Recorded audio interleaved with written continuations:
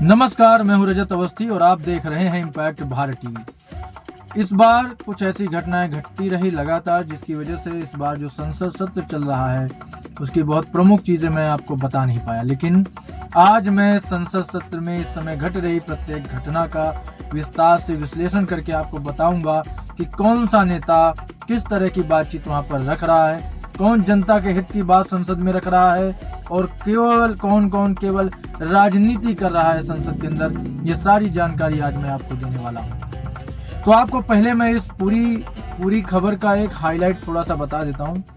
संसद में ही अखिलेश ने कहा कि चुनाव की वजह से संभल में हिंसा हुई, जबकि आप सब जानते हैं संभल में हिंसा के कारण क्या है। उसका चुनाव से दूर दूर तक कोई लेना देना नहीं है। उन्होंने कहा कि ये सोची समझी साजिश है। अडानी मुद्दे पर विपक्ष के प्रदर्शन से सपा और टीएमसी ने किनारा कर लिया। अब सबसे बड़ी चीज देखने वाली है कि जो अलायंस है इन लोगों का, ये आपस में एक दूसरे के साथ भी खड़े नहीं हो पाते हैं। लेकिन उसके बावजूद किसी भी तरह की जब समस्या होती है तो उसे किसी न किसी तरीके से उसे थोड़ा सा घुमाने फिराने की कोशिश राजनीति को प्रकाश में रख करके की जाती है। तो आपको मैं आज संसद में हुई वार्ता को लेकर के थोड़ा सा विस्तार से बताने वाला हूं कि क्या हुआ कैसे। तो संसद के शीतकालीन सत्र का मंगलवार को छठा दिन रहा है। कार्यवाही शुरू होने से पहले विपक्षी यानी कि इंडिया ब्लॉक के नेताओं ने अडानी मुद्दे और उत्तर प्रदेश के संभल में हुई हिंसा को लेकर संसद परिसर में सरकार के खिलाफ प्रदर्शन किया। इसमें लोकसभा नेता प्रतिपक्ष राहुल गांधी, कांग्रेस सांसद प्रियंका गांधी वाड्रा शामिल हुए। हालांकि सपा और टीएमसी के लोग प्रदर्शन में नहीं दिखे।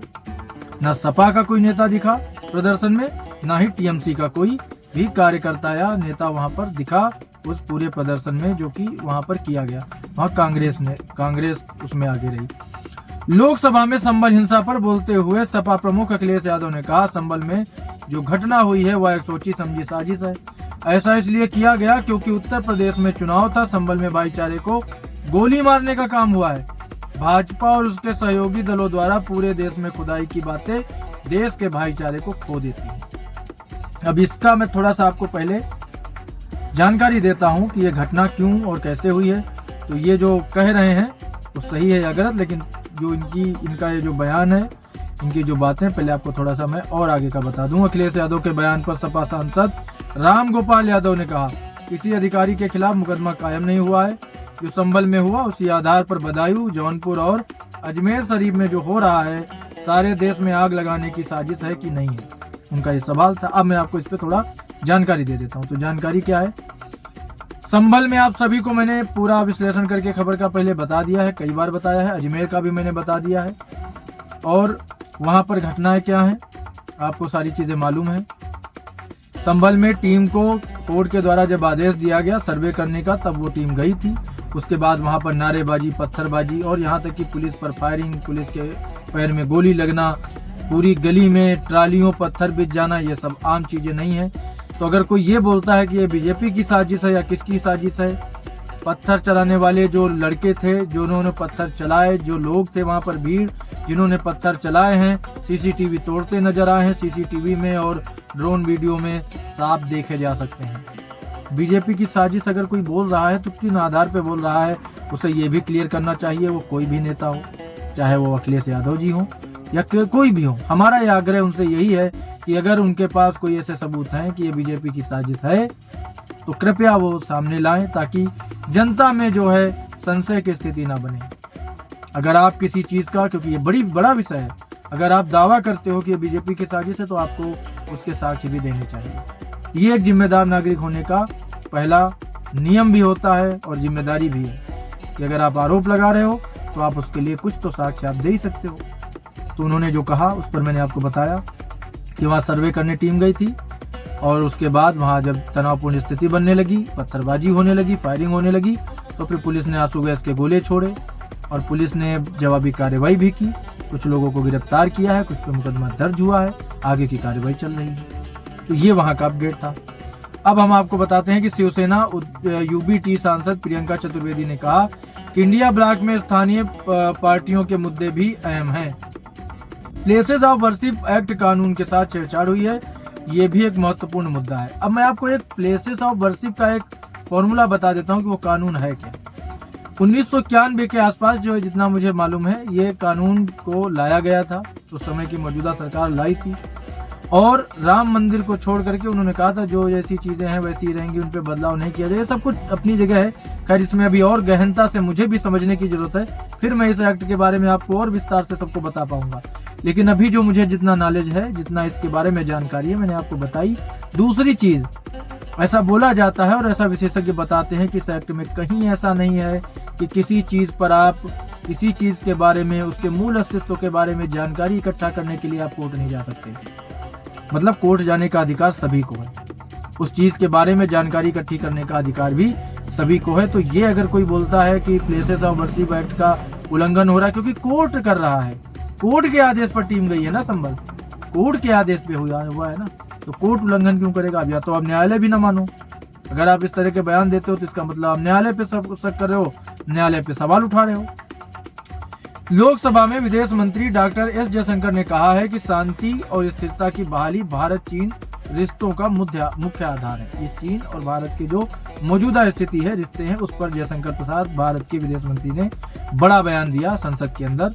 उन्होंने आगे कहा कि भारत चीन संबंधों पर चर्चा के लिए राजनयिक स्तर पर working mechanism for cooperation and coordination यानी कि WMCC और सैन्य स्तर पर senior high act military commanders SHMC की बैठकें होती हैं। जून 2020 से अब तक WMCC की 17 और SHMC की 21 बैठकें हुई हैं। तब जाकर 21 अक्टूबर 2024 को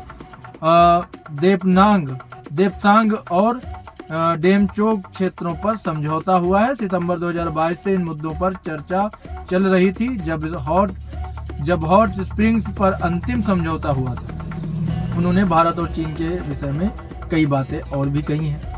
विदेश मंत्री एस जयशंकर ने लोकसभा में बताया कि जून 2020 की गलवान झड़प में 45 साल बाद पहली बार सैनिकों की जान गई और सीमा पर भारी हथियार तैनात हुए। भारत ने इस चुनौती का मजबूती से सामना किया और कूटनीतिक प्रयासों से तनाव कम करने की कोशिश की। जयशंकर ने बताया कि 1988 में भारत चीन के सीमा विवाद को बातचीत से सुलझाने और शांति बनाए रखने के लिए कई समझौते किए गए। 1993, 1996, 2005 में शांति और विश्वास बहाली के उपाय किए गए, लेकिन 2020 की घटना ने इन प्रयासों को गंभीर नुकसान पहुंचाया और रिश्तों पर गहरा प्रभाव भी डाला। तो उन्होंने 2020 से लेकर अब तक की इतनी बड़ी बड़ी बातें बताई। उन्होंने कहा, विदेश मंत्री एस जयशंकर ने जो बताया, आगे लोकसभा में बताया, उन्होंने इतनी गंभीरता से इस मुद्दे को उन्होंने कहा लिया जा रहा है और इस पर कुछ ना कुछ तो फायदा होता दिखता है। उन्होंने कहा 2020 के बाद से भारत और चीन के रिश्ते सामान्य नहीं है। उस समय चीन की कार्रवाई से सीमा क्षेत्र में शांति भंग हुई थी।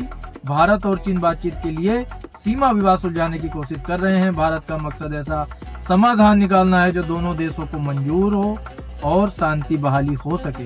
जयशंकर प्रसाद के बयान के दो प्रमुख जो बयान है वो आपको भी हम बता देते हैं। चीन ने 1962 के युद्ध में अक्साई चीन के 38,000 वर्ग किलोमीटर भारतीय क्षेत्र पर कब्जा कर लिया था। इसके अलावा 1963 में पाकिस्तान ने 5180 वर्ग किलोमीटर भारतीय जमीन चीन को सौंप दी थी।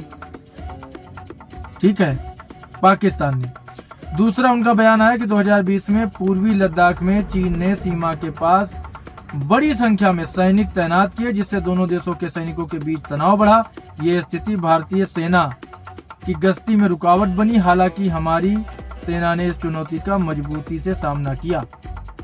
तो ये उन्होंने बड़े बयान दिए हैं भारत और चीन को लेकर के, जो सीमा विवाद चल रहा है उसको लेकर के।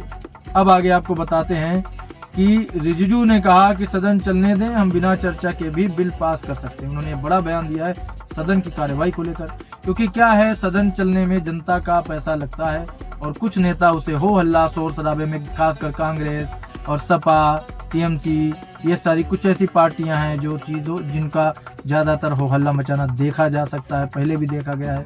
तो बातचीत का रास्ता निकाल करके सब लोग करें, क्योंकि पब्लिक का पैसा ही लगता है जब सदन चलता है। विपक्ष के प्रदर्शन के दौरान केंद्रीय संसदीय कार्य मंत्री किरेन रिजिजू ने कहा, देश को चलाने के लिए संसद चलना बहुत जरूरी है। देश को चलाने के लिए संसद चलना बहुत जरूरी है, ये किरेन रिजिजू ने कहा है।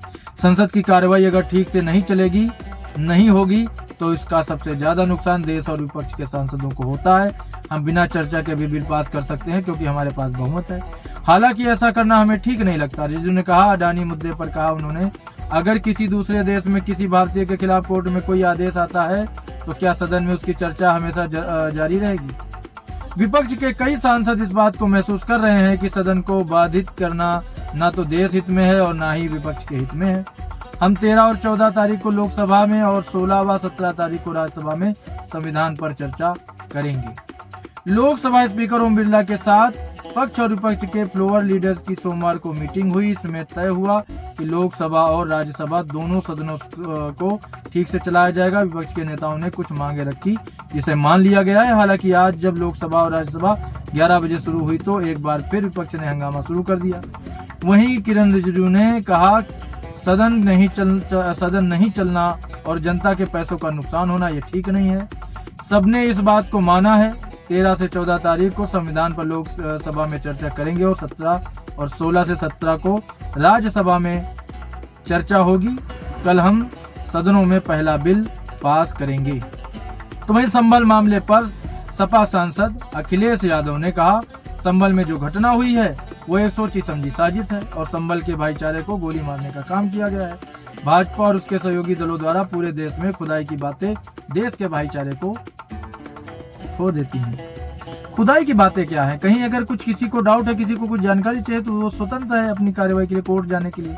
अब किसी को कोर्ट जाने के लिए तो नहीं रोका जा सकता। एक तरफ वक्फ बोर्ड है, किसी भी जमीन पे कब्जा कर लेता, उसको इतना अधिकार कांग्रेस ने क्यों दिया? क्या जरूरत थी भारत में वक्फ बोर्ड की? बाहर तो किसी देश में, मुस्लिम देश में नहीं है वक्फ बोर्ड। और एक पक्ष को इतना दबा दो कि वो कोर्ट में जाकर के अपनी बात भी ना रख सके। तो ये आप लोग समझ लीजिए, मेरा पॉइंट ऑफ व्यू है।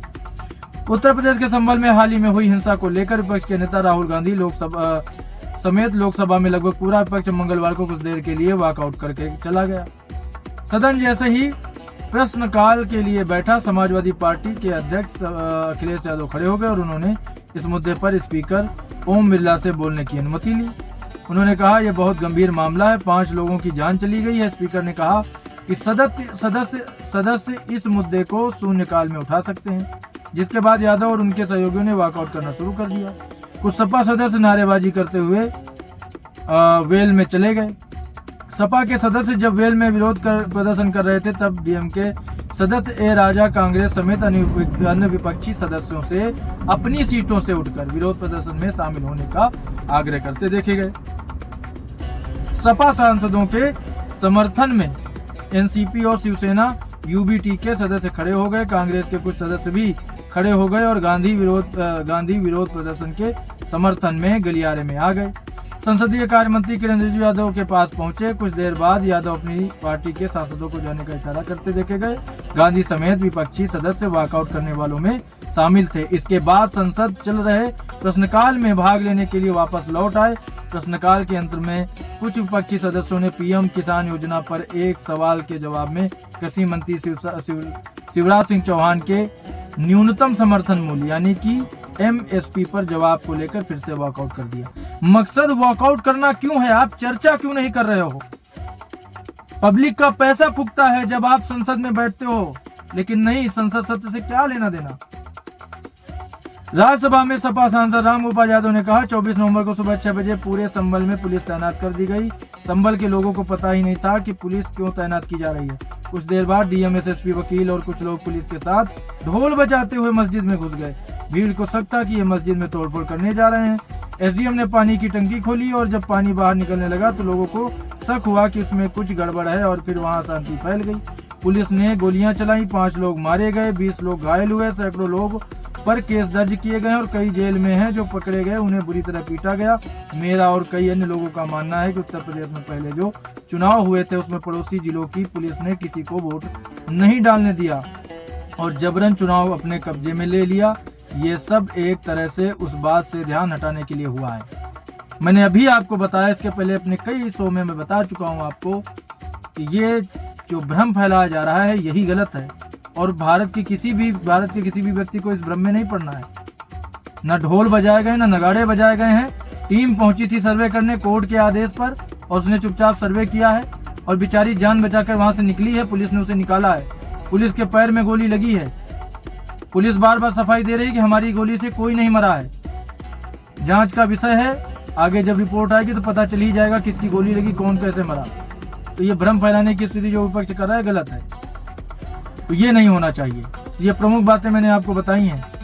संसद के शीतकालीन सत्र पर जेएमएम सांसद महुआ मांझी ने कहा, हमेशा से इंडिया गठबंधन चाहता है कि सदन सुचारू रूप से चले, लेकिन सत्ता पक्ष किसी न किसी मुद्दे पर हमेशा अड़ा रहता है, जबकि बातचीत करने के लिए तो सत्ता पक्ष ही कह रहा है। वॉकआउट आप लोग कर रहे हो हल्ला आप लोग मचा रहे हो। पब्लिक देखती है, उसकी आंखों में धूल नहीं अब झोंकी जा सकती। सोमवार को हंगामे और सदन स्थगन के चलते लोकसभा में विदेश मंत्री एस जयशंकर भारत चीन मुद्दे पर नहीं बोल पाए थे, इसीलिए उन्होंने यहां पर सदन में अपनी बात को रखा है। सोमवार को लोकसभा में सिर्फ 15 मिनट और राज्यसभा में करीब 20 मिनट ही कार्यवाही चल सकी। इससे पहले 4 दिनों के अंदर 4 बैठकों में दोनों सदनों में कुल 40 मिनट की कार्यवाही हो सकी थी, यानी 5 दिनों में दोनों सदनों में सिर्फ 75 मिनट की ही कार्यवाही हुई है। अब आप समझ लीजिए खुद कि हो क्या रहा है। पब्लिक को बेवकूफ क्यों समझा जाता है? पब्लिक का पैसा लगता है जब सदन की कार्यवाही होती है, इसीलिए तो है। जब सदन चल रहा है तो आपको ना बात करनी है विपक्ष को, ना उस पर चर्चा करनी है, बाद में आपको हंगामा करना है, संभल में अशांति है। कोर्ट ने कहा है पुलिस प्रशासन से कि भैया शांति बना के रखो, वो उस प्रयास में लगे हैं, लेकिन कांग्रेस और सपा के नेताओं को इसी समय जाना है संभल। ये क्या है? अब इससे साफ आप लोग दर्शकों आप जवाब दो, अशांति कौन फैला रहा है? शांति बनाने के लिए वहां पे शांति जरूरी है ना।